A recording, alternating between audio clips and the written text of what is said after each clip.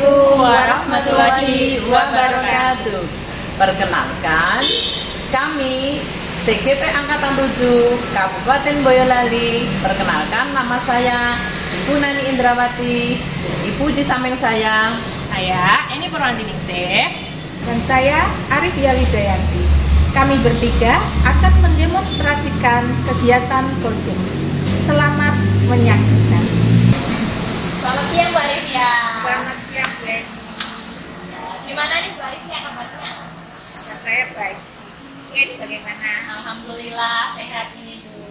Syukur alhamdulillah. Nah ya, untuk kesempatan kali ini ya Bu ya, nanti Ibu kan akan melakukan kegiatan coachingnya, coach ya.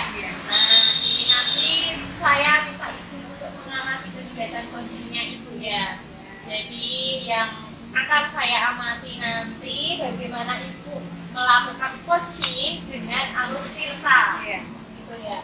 Jadi untuk kegiatan kali ini, menurut Ibu, kompetensi apa yang ingin Ibu kembangkan kegiatan ini?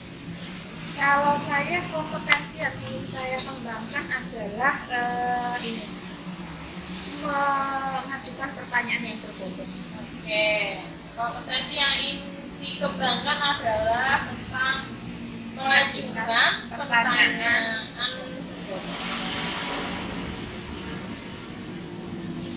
Ya, jadi Ibu nanti ingin dari kompetensi pertanyaan berbobot ini yang ingin saya observasi lebih spesifiknya di bagian apa ya? Ya, untuk yang lebih spesifiknya bagaimana saya melakukan pertanyaan sehingga si kunci ini nanti memiliki ide-ide atau suatu pemecahan masalah dari apa yang masalah yang ingin diungkapkan nantinya. Jadi Ibu ingin yang diobservasi itu bagaimana Ibu mengajukan pertanyaan di mana kunci ini tadi terpancing sehingga bisa menemukan solusi-solusi sendiri untuk menyelesaikan permasalahannya. Iya. Terus selanjutnya indikator apa yang ini ya dari tujuan pengembangan kompetensi tadi indikatornya? Kalau indikatornya nanti ketika si coach ini nanti berhasil menemukan solusi dari masalah yang diungkapkan nanti, itu adalah indikatornya. Ketika nanti si coach berhasil menemukan dengan sendirinya, itulah indikator keberhasilan saya. Jadi Ibu akan berhasil dalam mengembangkan kompetensi Ibu jika si coach ini tadi berhasil menemukan solusi untuk masalahnya sendirian. Oke. Jadi untuk kegiatan praobservasi ini itu saja. Dan seterusnya Ibu saya persilahkan untuk melakukan kegiatan coaching. Saya akan mengamati kegiatan coaching. Baik, Eni, terima kasih waktunya. Selamat siang, Bu Nani. Selamat siang Bu Arifia. Akhirnya kita berjumpa lagi. Iya, senang saya berjumpa dengan. Kemarin saya ini Bu, sangat surprise sekali ketika Bu Nani menghubungi saya. Saya sangat bahagia rasanya. Beneran banget ini Bu Eni, Bu Nani ya, Bu Nani menghubungi saya. Gimana nih Bu? Apa yang ingin diobrolin? Iya, begini Bu. Ini tentang pendidikan gitu ya. Saya mengajar pendidikan formal di satuan pendidikan SD. Kemudian saya juga ketika pulang setelah pendidikan formal, saya juga mengajar di pendidikan non formal. Saya di sini sebagai ketuanya. Di pendidikan non formal ini, kalau pendidikan formal, saya tidak ada problematik apa-apa dengan peserta didik saya. Di sana saya sebagai guru. Kemudian ketika saya di pendidikan non formal ini, saya ada problematik ternyata. Murid saya itu sekitar 64 putra dan putri. Pada waktu dulu ya, sebelum apa ya, sekitar 1 bulan apa 2 bulan kita hitung 2 bulan itu kegiatan non formal, pendidikan non formal saya itu belajar berjalan dengan lancar. Kemudian di turun waktu 3 bulan istilahnya itu gurunya saya kan mengambil gurunya dari mereka muda lebih tua saya untuk mengajar. Itu yang ada yang izin untuk menikah, kemudian ikut suami, ada yang izin kuliah karena kegiatan kuliah yang banyak. Beliau ini mundur dari mengajar di tempat pendidikan non formal saya. Tuh. Nah, saya itu gini. Kemudian ada banyak guru ya yang mundur karena memang menikah. Kalau menikah kan gimana lagi ya? Masa kita misalnya mbaknya itu menikah dengan pria yang jauh gitu, masa mau kita sendiri nggak mungkin. Kita mengikhlaskan karena demi kebahagiaan rumah tangga mbak-mbaknya ini. Kalau yang mas-masnya itu masih tetap bisa mengajar, tapi karena saya teman-teman mengajar saya itu kebanyakan putri itu perginya karena itu kuliah, karena beban kuliah yang banyak, karena kuliahnya itu kan kuliah formal, jadi pagi sore jadwal waktunya itu pagi sampai sore gitu. Jadi anak-anak ini terbentur waktu, tidak bisa membagi antara kuliah dengan mengajar. Kemudian yang sudah menikah ya otomatis yang putri kan ikut suami. Jadi guru mengajar di tempat saya itu tinggal sedikit, padahal muridnya sekitar 64. Nah, saya itu minta bantuan waktu istilahnya ke sebelah kalau saya kekurangan tenaga mengajar. Nah, saya diberi sekitar 6 sampai 8 pendidik. Ya.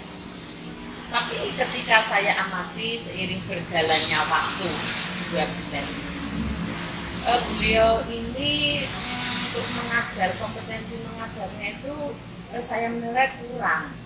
Ada beberapa hal yang mungkin belum beliau ini kuasai. Jadi kegiatan itu tidak bisa maksimal, kegiatan pembelajarannya tidak bisa maksimal. Antara guru yang lama dengan guru yang tambahan ini mungkin kurang kerjasama atau kurang saling konfirmasi satu dengan yang lain. Jadi anak didik saya itu bahkan dari orang tuanya itu ada keluhan begini, Bu, kenapa anak-anak ini kok banyak bermainnya misalnya seperti itu. Sehingga saya merespon dari keluhan dari orang tua ini. Begitu Bu kira-kira.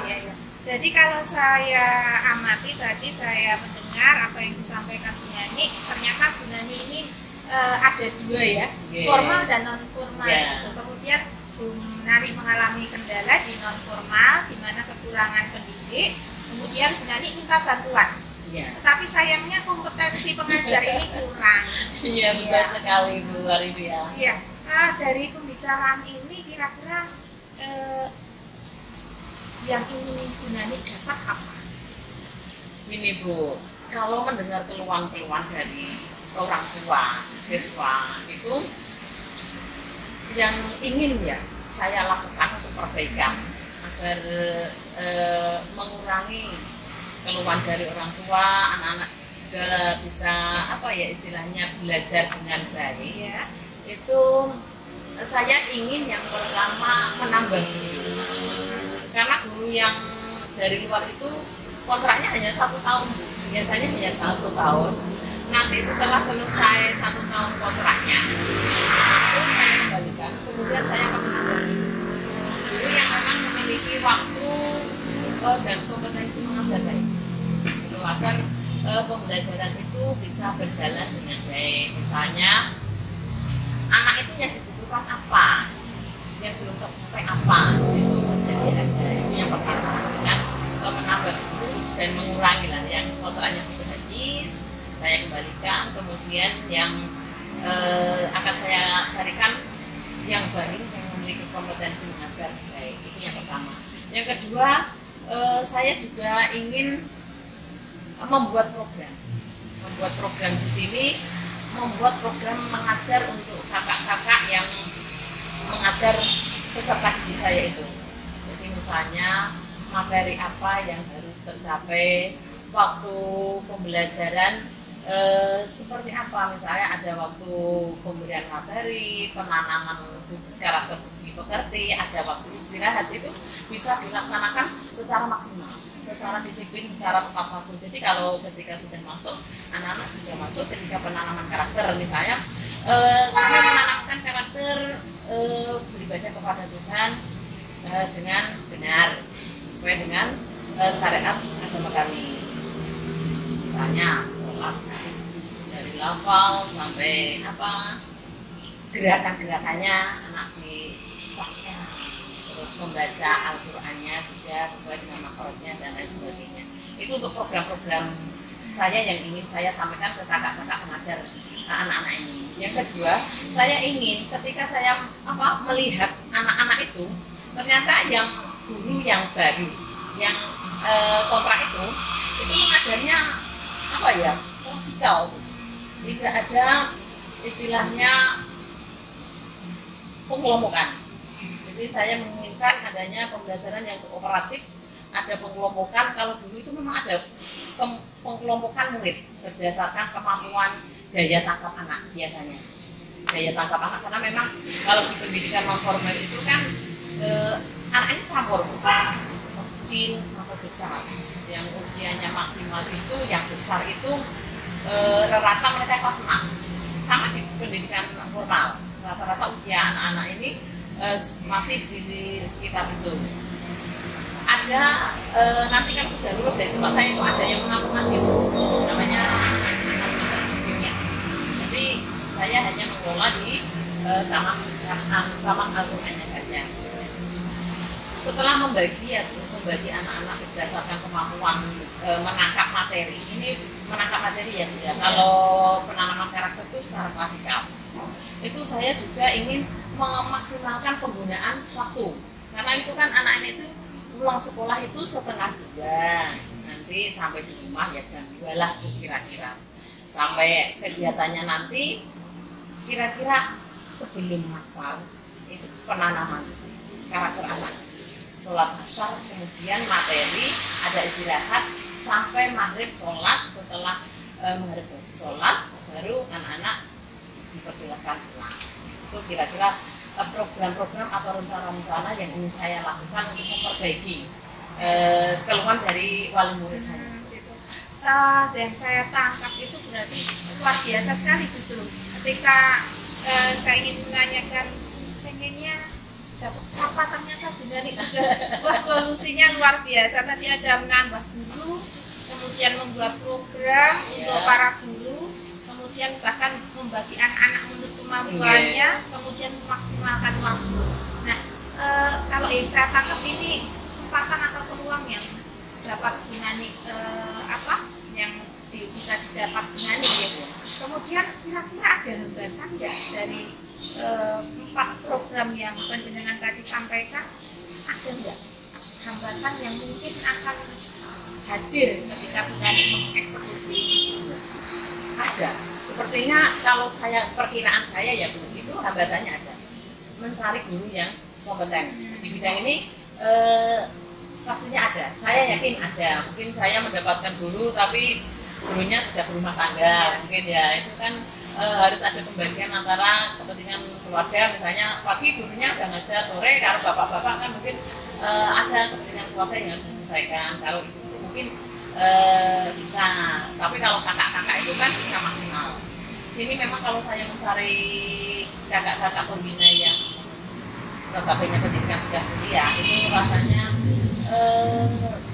berapa persen ya, kalau diukur persen itu hanya sedikit sekali peluangnya. Jadi kayak mungkin akan saya cari solusi untuk anak-anak yang memang masih berkisar pendidikan mungkin pendidikan menengah, kelas atas ini menengah atas, bisa MTS, bisa MTS untuk mengajar anak-anak yang memang kompetensinya bawah, yang apa itu, yang masih baca Al-Quran, Iqra dan lain sebagainya. Untuk anak-anak yang misalnya SMA, alia, dan yang sudah lulus mungkin tidak bekerja, itu saya manfaatkan.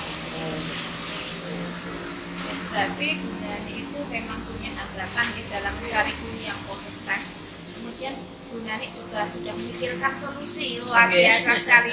Sudah bisa memperkirakan hambatan, kemudian mencari solusi sendiri. Bu Nani ini memang luar biasa sekali.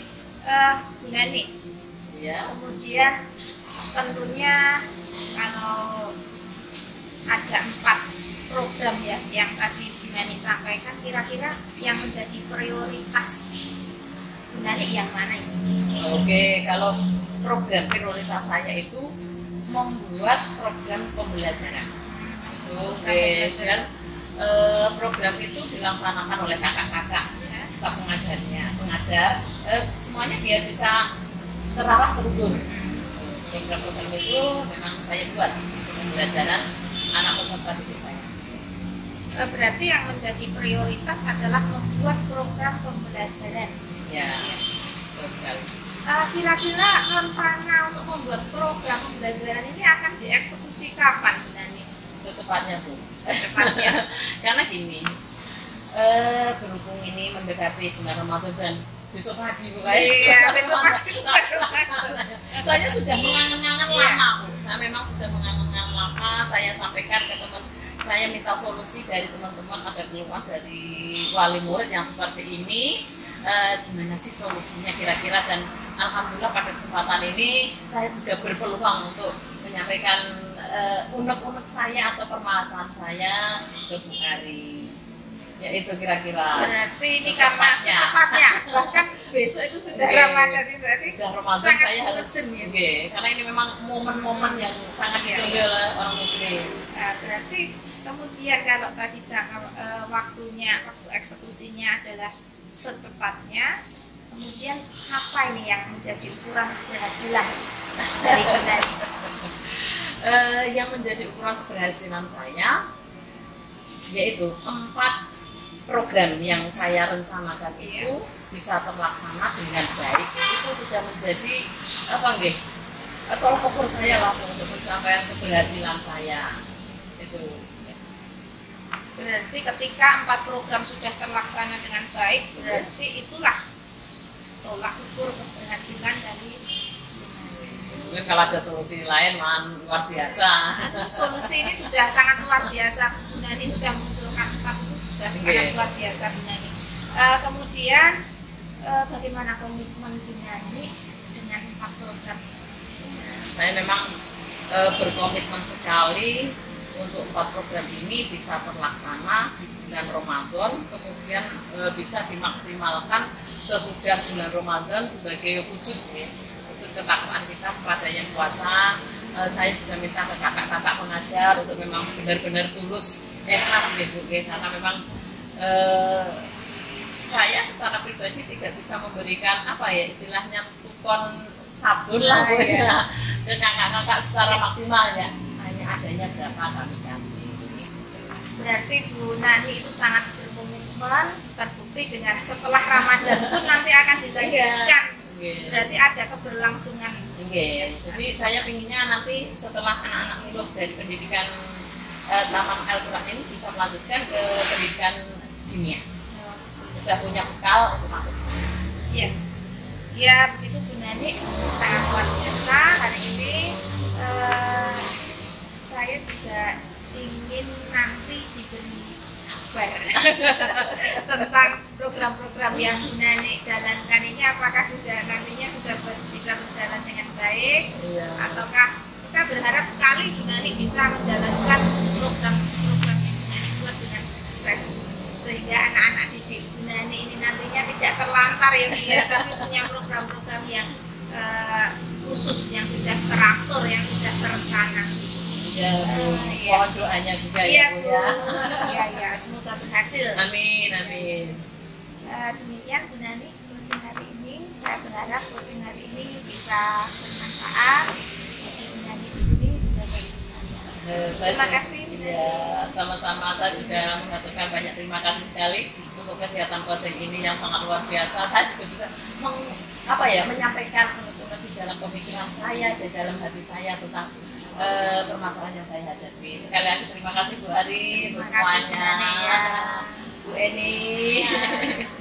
Terima kasih ya Bu Ari tadi sudah melakukan kegiatan coaching bersama ini ya. Dari observasi ini tadi, menurut Ibu, indikator Ibu tadi kan tentang pertanyaan berbobot jika sudah berhasil apabila si coaching ini berhasil mengumpulkan solusi atas masalahnya. Nah, menurut Ibu tadi gimana? Karena coaching saya itu sangat luar biasa, jadi dengan satu pertanyaan, dua pertanyaan itu coaching sudah bisa muncul jawaban-jawaban, bahkan ada 4 tadi yang saya sarankan ya, 4 program luar biasa sekali ini. Sebenarnya sih saya masih kurang dalam memberikan pertanyaan-pertanyaan ini, menjadi refleksi buat saya. Jadi menurut Ibu untuk pertanyaan berbobot tadi sudah berhasil? Ya, karena indikatornya tercapai berarti sudah berhasil ya. Oke. Tadi dari hasil catatan saya sebagai pengamat untuk Alun Tirta tadi, jenengan sebagai coach sudah menanyakan tujuan yang ingin dicapai oleh coaching, kemudian identifikasi masalahnya. Bu Arifia juga sudah mengajukan pertanyaan-pertanyaan berbobot sehingga bisa mengidentifikasi masalahnya secara tepat. Kemudian untuk rencana aksinya juga sudah.